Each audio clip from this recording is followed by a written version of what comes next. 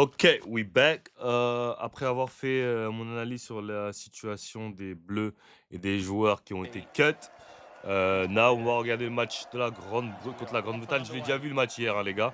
Donc je vais plus utiliser ce match-là pour donner mon avis sur ce qui ne va et ce qui ne va pas dans cette équipe. Ok, good move.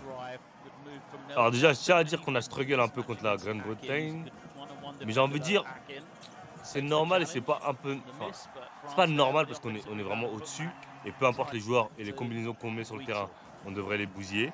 Ok, je pense, hein, ça c'est mon avis, parce qu'on a assez de talent sur tous les joueurs qui jouent, ils ont le talent pour bousiller cette équipe. Mais aussi, on est en période de test, donc il faut qu'ils testent des joueurs, il faut qu'ils testent des combinaisons, il faut qu'ils testent plein de trucs. Donc ça fait que, vas-y, ouh, ça fait c'est bizarre un peu. Mais la première des choses, je pense que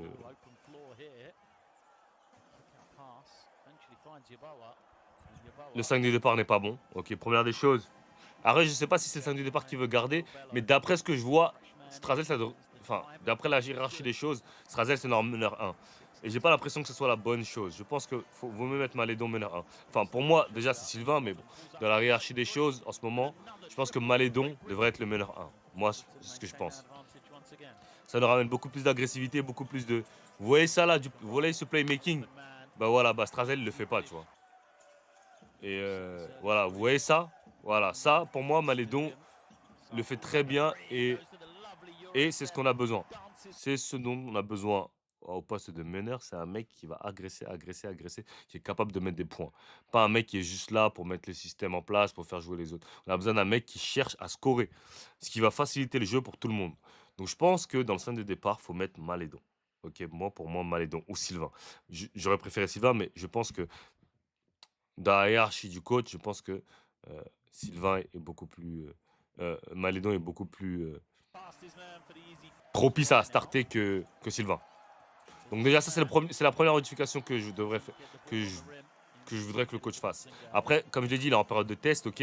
Donc, on va pas lui mettre une balle dans le pied pour tester les choses, hein.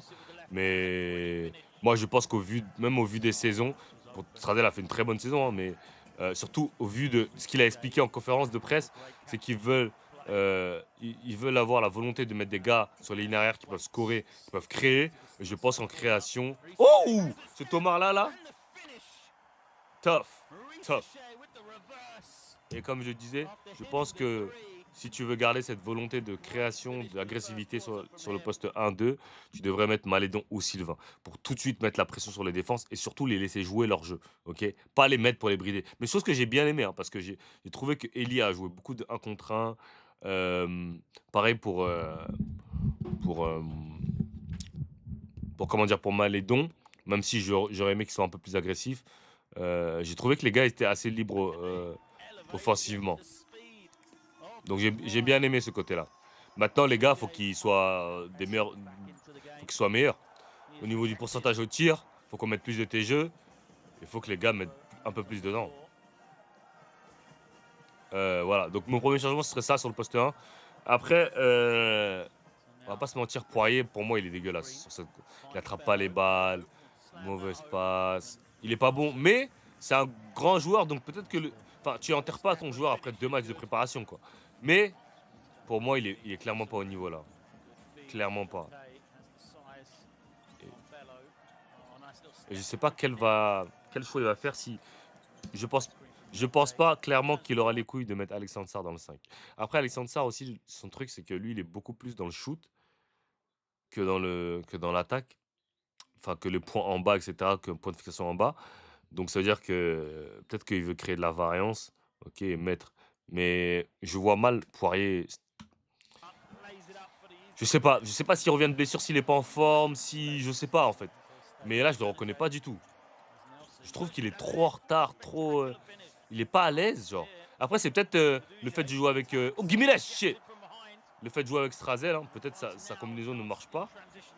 Bonne passe, Nadir. Nadir a pas été très bon hier. J'espère que ça va pas lui coûter sa place, hein. Parce que je sais pas si le coach va partir à 14 pour le prochain match face à l'Espagne. Peut-être qu'il partira à 14 et il va couper après le premier match. Je sais pas, mais j'espère que Nadir sera pas coupé. En tout cas, je pense que les places garanties sont pour l'instant Yabusele, Malédon, Okobo, Cordinier. Non, je vais commencer par les meneurs. Je pense qui a sa place assurée. Strazel, Malédon. En 2, Okobo, Cordinier, Bilal, Rizaché.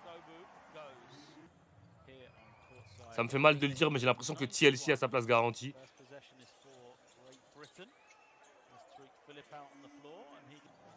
Ça fait 7. Qui j'ai oublié? Je l'ai dit Malédon, j'ai dit Bilal. Je crois que j'ai oublié de dire Bilal. Ça fait 8 avec Bilal. Et ensuite, il te reste Mam, Vincent, Jalen, Alex. Voilà, et Alex. Et je pense que ça va être compliqué. Hein. Ça va être compliqué.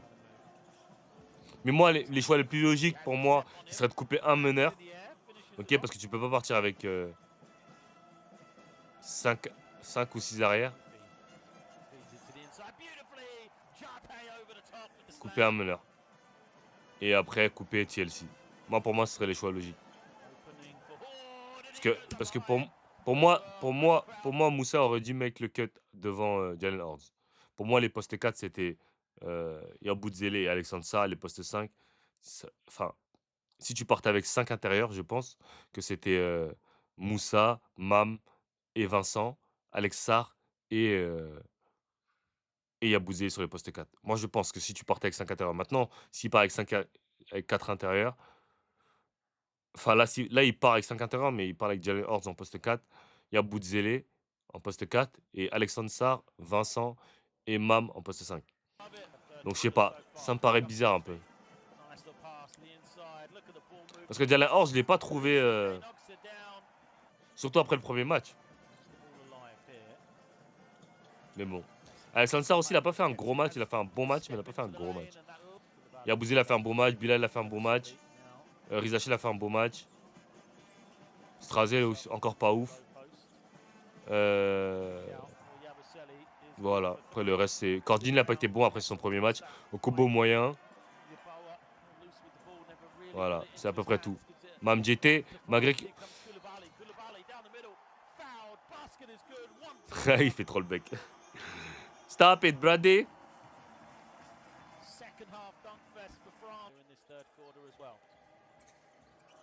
Je me demande s'il y a du bruit dans la salle.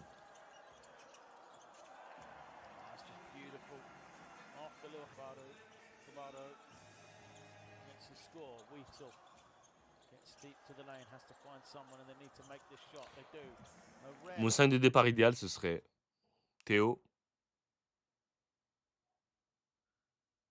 Maintenant, je ne sais pas si Bilal et Rizachi peuvent jouer ensemble.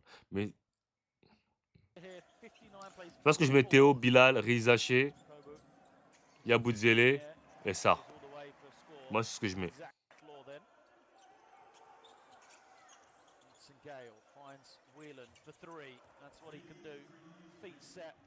Ou Sylvain, Eli, Rizaché.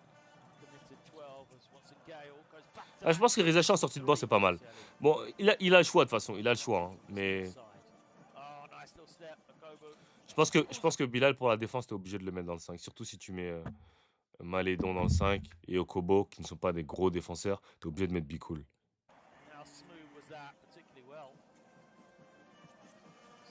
Bon, j'ai pas eu d'inquiétude sur le match. Hein. J'ai toujours. Il y a toujours eu. La France a toujours été devant. Et il n'y a pas eu d'inquiétude, mais. Bonne passe. Il est agressif, Rizacher. J'espère que l'année prochaine en NBA, il sera de la même agressivité. Hein. Parce que là, je l'ai vu vraiment agressif.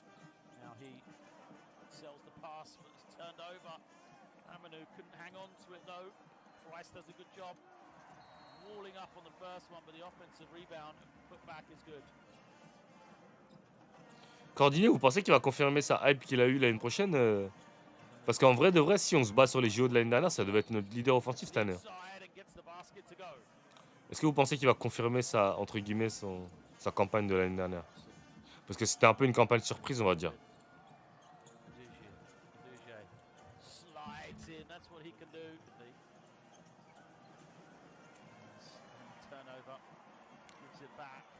Tu vois, Mam, il a mis des paniers faciles comme ça, mais je ne l'ai pas trouvé ouf, Mam. Pour être honnête avec vous, hein, je ne l'ai pas trouvé ouf, ouf, ouf. J'ai trouvé pas mal, mais il a raté beaucoup de trucs faciles. Voilà. Après, il a mis quelques paniers dans le garbage time qui font que il enjolive la stat de l'âne. Mais oui, au final, bon, voilà, c'était un bon match, hein, on va pas enfin, c'était pas un bon match, mais ils ont gagné, ils ont fait l'essentiel. Après, comme je l'ai dit, faut pas essayer de voir le contenu du jeu, la qualité du jeu, parce qu'ils sont encore en train de faire une rotation à 14, hein, c'est compliqué dans ces situations-là. Essayer de donner du temps de jeu à tout le monde, de voir un peu tout le monde, d'essayer de faire des choix. Mais bon, je comprends que le groupe ait été réduit avant le match à 14 parce que c'est compliqué de encore faire un groupe à 17 et cetera parce qu'il faut avancer dans la prépa, hein, et il a eu tout à fait raison de couper son groupe. OK les gars, likez, commentez, abonnez-vous et la marre